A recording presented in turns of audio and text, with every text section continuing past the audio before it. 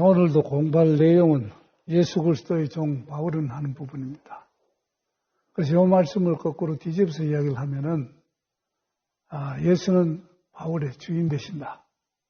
그리고 바울 자신은 예수 그리스도의 종이다. 이런 고백입니다. 그래서 우리는 예수님을 알아야 되겠고 종을 알아야 되겠고 그리고 바울을 알게 됩니다. 먼저 예수에 대해서 말씀을 드리면 지난번에 내가 말씀드린 게 예수는 누구신가? 이 말씀을 드렸습니다. 그리고 예수는 어떤 분이신가? 말씀을 드리고 세 번째 질문으로서 언제부터 어떻게 사도 바울이 예수를 주인이라고 고백하게 되었는가? 이 부분을 공부하다가 도중에 그만뒀습니다. 그 부연해서 설명을 드리면요. 언제부터 사도 바울이 어떻게 예수 그리스도를 고백했는가 하는 부분 확실하게 하기 위해서 사도행전 9장을 한번 찾아봅니다. 사도행전 9장 1절에서부터 5절의 말씀 제가 읽으면서 설명을 해드리겠습니다. 사울이 주의 제자들에 대하여 여전히 위협과 살기가 등등하여 대제사장에게 가서 다메섹 여러 회당에 가져갈 공문을 청하니 이는 만일 그 도를 따르는 사람을 만나면 남녀를 막론하고 결박하여 예루살렘으로 잡아오려 함이라. 자, 이 말씀은 사도 바울과 예수 그리스도는 완전히 원수관계, 적대관계에 있다는 뜻이고 바울은 예수님에 대해서 완전한 죄인입니다. 그러면서도 자기 자신이 영육으로 연약해서 예수님이 누구신가 모르면서 엄청난 범죄의 현장으로 달려가고 있습니다. 자, 3절, 4절, 5절의 말씀을 보면 사울이 길을 가다가 다메섹에 가까이 이르더니 호련히 하늘로부터 빛이 그를 둘러 비추는지라. 땅에 엎드려져 들으며 소리가 있어 이르시되 사울아 사울아 네가 어찌하여 나를 박해하느냐 하거늘 대답하되 주여 니시오니까 이르시되 나는 네가 박해하는 예수라. 그런 말씀을 고백했습니다. 그래서 앞부분에 보면 완전히 원수관계이고 적대관계이고 반예수주의자였던 이 사울이라는 청년이 3절에서 사울이 길을 가다가 다메섹에 가까이 이르더니 호련히 하늘로부터 빛이 그를 둘러 비추었다. 호련히 하늘로부터 호련히 성부 하나님으로부터 빛을 사울을 향해서 둘러 비추어서 사울을 둘러 비춘 그 빛이 예수 그리스도의 성령의 생명의 빛이라고 한다면 성령을 처음으로 체험하는 순간입니다.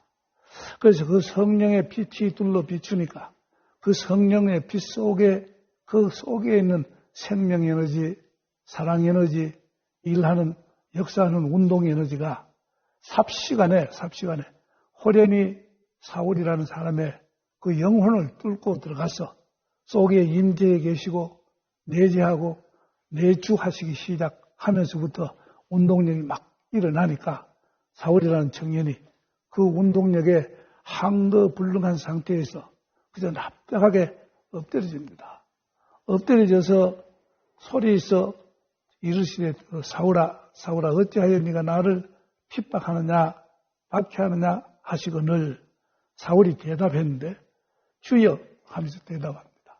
이 주여라는 대답이 성령의 능력, 운동에너지의 능력과 감화와 감동력에서 완전히 영혼의 생명 상태의 영성이 달라지고 그리고 그 달라진 영성에서 의식이 변화를 받아서 신앙이 없고 원수 같은 예수에 대해서 주여라는 고백이 탁 터져 나옵니다.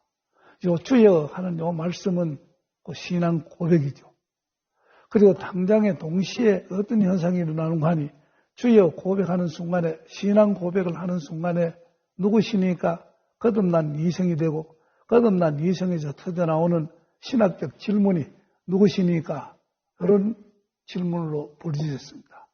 이때 위에서 대답해서 어떤 대답이 있었는가 하니 주여 누구시니까 이르시되 나는 네가 박해하는 예수다.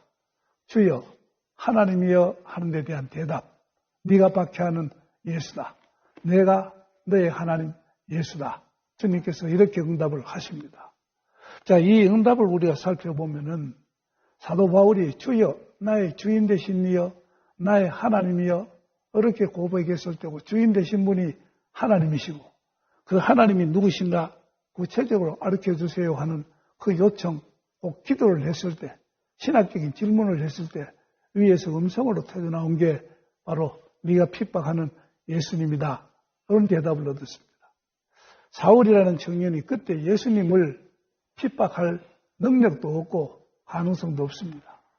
그런데 예수님께서 어찌해서 네가 나를 핍박하느냐 이런 말씀을 하신 것은 기독교인을 핍박하는 것은 나를 핍박하는 것이다. 이런 음성이었습니다.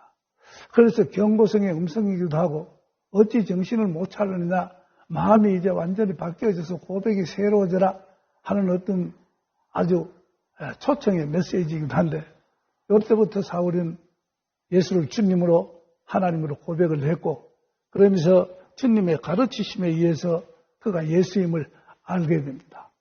그래서 언제 사도 바울이 예수를 주로 고백했고 언제 사도 바울이 어떻게 예수를 주로 고백하게 된 것인가 시점을 따지면은 다메섹 도상에서 성령의 은혜를 체험하는 그 순간부터 사울은 예수님을 주로 고백을 하게 되고 그리고 알게 된 것도 주님께서 가르쳐 주셔서 그 순간 이후부터 예수님을 주인으로 고백하게 됩니다.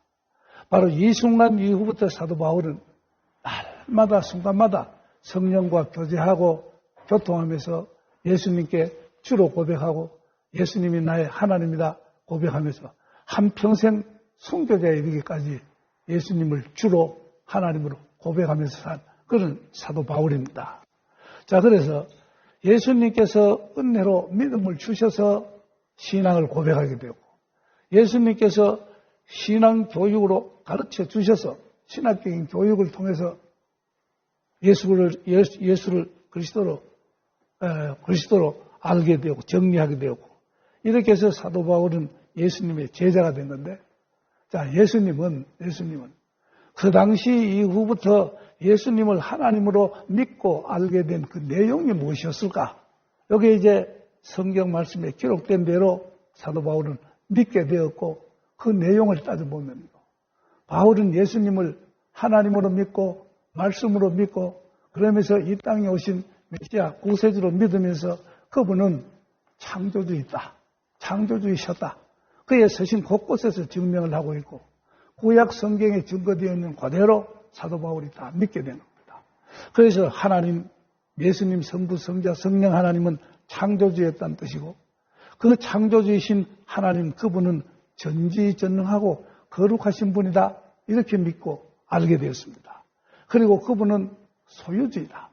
전 세계 우주를 다 창조하고 그 속에 있는 피조물을 창조하고 자기 자신까지도 창조한 소유주였다.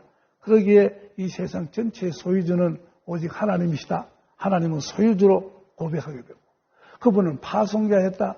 모든 피조물을 창조한 중에 사람들, 인간들도 창조하시고 그 인간을 창조하신 이후에 하나님의 경륜 가운데서 섭리 가운데서 때가 되니까 사울이라는 청년도 모태의 조성에서 이 땅에 보낸 그런 파송자다. 이렇게 믿게 되었습니다. 그리고 그는 구세주임을 믿게 되었고 심판의 주님이심을 믿게 되었고 그는 영존하신 나의 하나님이다. 이렇게 고백을 한 겁니다.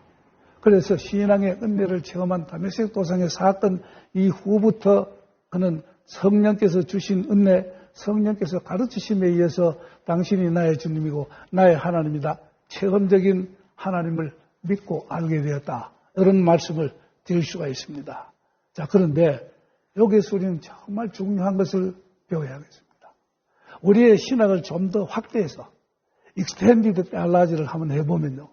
하나님을 알게 되면 은혜로 하나님을 믿고 알게 되면은 하나님은 내가 누구인가를 알려주신다.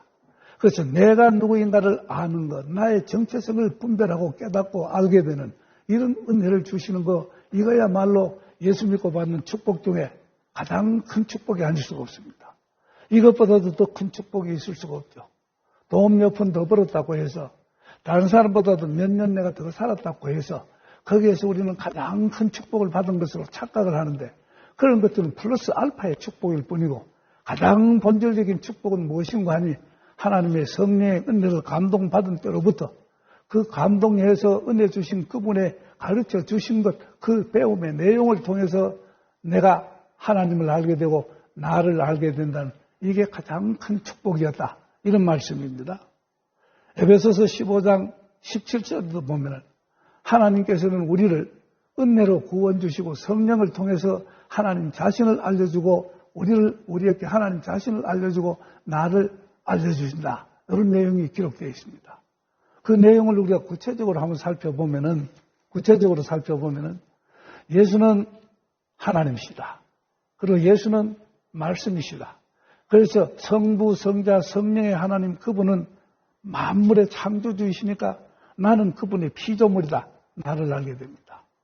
하나님이 창조주이심을 알고 그 창조주가 나까지도 못해 조성한 나는 그의 피조물이다. 내가 피조물임을 알게 됩니다.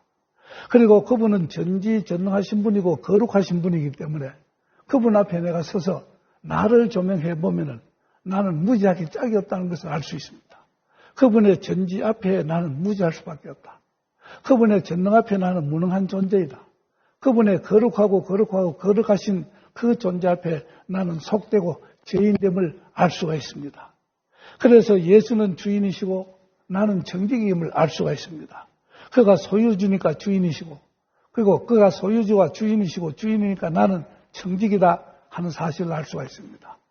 다시 말하면 나의 정체성을 예수를 믿고 하나님을 알게 되니 그 하나님이 나 자신을 알게 하시는 이런 분이었다. 그래서 믿음으로 그리고 주님께서 나의 이성을 거듭나게 해주시니 거듭난 이성에 주님이 지식과 지혜로 나에게 가르쳐 주셔서 당신이 내 존재를 이렇게 만들어 놓으셨구나. Who am I에 대한 해답을 얻게 되었다. 이런 말씀을 드릴 수가 있겠습니다. 그리고 예수님은 파송자입니다. 예수님은 파송자인 게 나를 창조하셔서 이 세상에 나를 보내셨기 때문에 그분은 파송자이고 나는 보냄을 받은 자이다. 나는 보냄을 받은 자이다.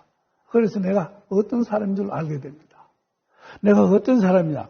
하늘에서부터 하나님이 나를 창조하셔서 그래서 이 땅에 보내셨으니 그분이 나를 이 세상에 보내셔서 나는 어떤 존재인가 나의 정체성을 알게 하신 하나님 Who am I에 대한 해답을 주신 그 하나님께서 나에게 What am I 내가 어떤 존재이냐 하는 것을 알게 해 주십니다. 나는 파송받은 자, 보냄받은 자이라는 사실을 알게 됩니다. 그리고 이렇게 보냄받은 자인 사실을 알게 되니까 예수님은 또 나를 어떻게 알려주시는가 하니 그는 구원자이시고 나는 구원받은 자이시고 여기에까지 우리가 가만히 생각을 해보면 하나님께서 나를 창조하시고 이 땅에 보내셔서 타락한 나를 성령의 은혜로 주시고 새로운 사람으로 만들어 구원받은 백성 곧 이 땅에서도의 천국을 누리게 하는 천국 백성을 만들어 주셨구나. 이 놀라운 은혜를 깨닫게 되는 겁니다. 그래서 파송받은 내가 천국으로부터 나를 보냄받았고 그래서 이 세상에서 300년 살다가 내가 또 하나님의 부름을 받아 천국으로 돌아갈 존재라는 것을 내가 깨닫게 된 이 사실 속에서 우리는 무엇을 합니까? 하나님이 나를 보내셔서 이 땅에 세우셨네. 나의 좌표를 알기 시작합니다. 내가 하나님 앞에 서 있는 자네. 하나님이 나를 보내셔서 내가 하나님 앞에 나를 세워주셨네. 그래서 나는 하나님 앞에 서 있는 자이고 성령이 내 속에서 계속적으로 운동해서 그 운동력에 힘있고 감동을 받아서 그 사랑을 가득 채우게 되니까 하나님의 사랑으로 내가 하나님을 사랑하고 하나님께 소망을 두면서 하나님 앞에서 내 자신을 보니까 그 빛의 시야가 넓어져서 내 이웃이 보여서 내가 이웃의 한가운데 있다는 내 존재를 알게 되었습니다. 그리고 하나님께서 내 양심을 거듭나게 해주셔서 언제든지 내 양심으로 나를 살피게 해주셨으니 내 신앙 양심 앞에 서 있는 양심 앞에 있는 나를 발견하게 됩니다. 그리고 후손들이 나를 바라보고 있다는 사실을 깨닫습니다. 역사가 나를 평가할 시대를 기다리고 있다는 사실을 내가 알게 되었습니다. 그래서 나는 역사 앞에 서 있습니다. 그래서 내 좌표를 다시 한번 정리를 해보게 되면 나는 하나님의 은혜를 받아서 신앙으로서 하나님 안에 하나님 앞에 계시는 자이고 앞에 있는 자이고 그러면서 내 주변에는 이웃이 나를 바라보고 있는 이웃의 한가운데 내가 존재하고 있고, 역사 앞에 내가 있고, 양심 앞에 내가 있어서 이 넓고 광대무명한 우주 속에서 내 인생의 좌표를 딱 발견했다. 이 사실을 보면 얼마나 이게 큰 은혜냐. 너무 큰 은혜를 받았습니다. 이것보다도 예수 믿고 더 큰 축복이 어디에 있겠느냐. 아무것도 여기에 비교할 수 없는 가장 큰 축복을 받은 게 나의 정체성을 알게 하시더니 내가 어떤 존재인가를 또 알게 하시는 하나님. 그래서 어떤 존재인가를 알게 되니까 내가 내 좌표를 알게 되었다. 내가 내 좌표를, 내 위치를 이 넓은 우주 공간에서 위치를 딱 아는 순간에 내 방황은 멈출 수밖에 없습니다. 그래서 여태까지 인간들의 몰라서 방황하고 숙제로, 과제로 생각하던 질문이 내가 어디로부터 와서 어디로 가는지도 모르고 사는 그런 험악한 존재, 방황하는 존재다. 늘 구두선을 부르짖고 외우듯이 하던 인간의 영원한 질문에 대한 분명한 해답이 여기에서 해결이 됩니다. 나는 어떤 존재인가?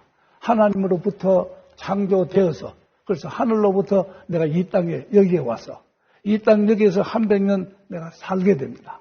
300년 살게 되어서 또 하나님이 나를 기다리시는 천국으로 내가 돌아가게 되어 있으니 내가 어디로부터 와서 어디에서 무엇을 하다가 어디로 갈 존재이가 그래서 인생의 영원한 질문에 대한 명백한 해답을 얻게 해주시니 이것보다도 더 놀라운 은혜가 어디에 있겠느냐.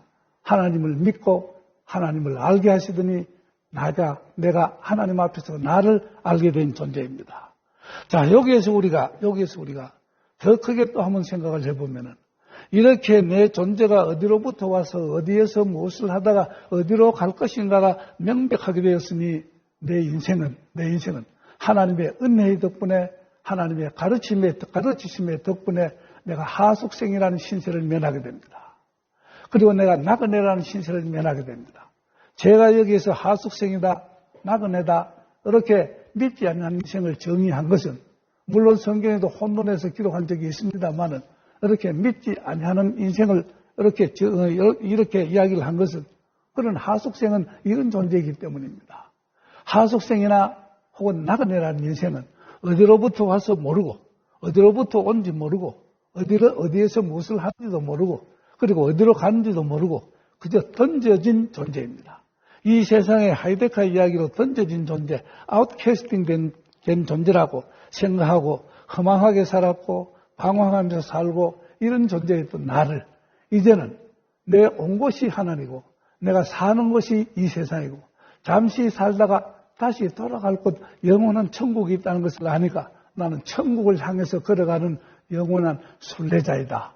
이런 생각이 들어서 정말 나는 복되고 행복합니다. 하숙생이라는 인생에서 벗어났고 순례자가 되었습니다. 그래서 나는 영원한 인생, 영원한 생명을 얻은 그런 나 자신을 생각하니 놀라운 은혜임 내가 생각하지 아니할 수 없고 감사하지 아니할 수가 없습니다. 자, 이렇게 해서 영원한 질문에 해답을 받은 우리 인생을 하숙생과 구체적으로 한번 비교를 해봅니다. 최희준이라는 그 유명한 가수가 있죠.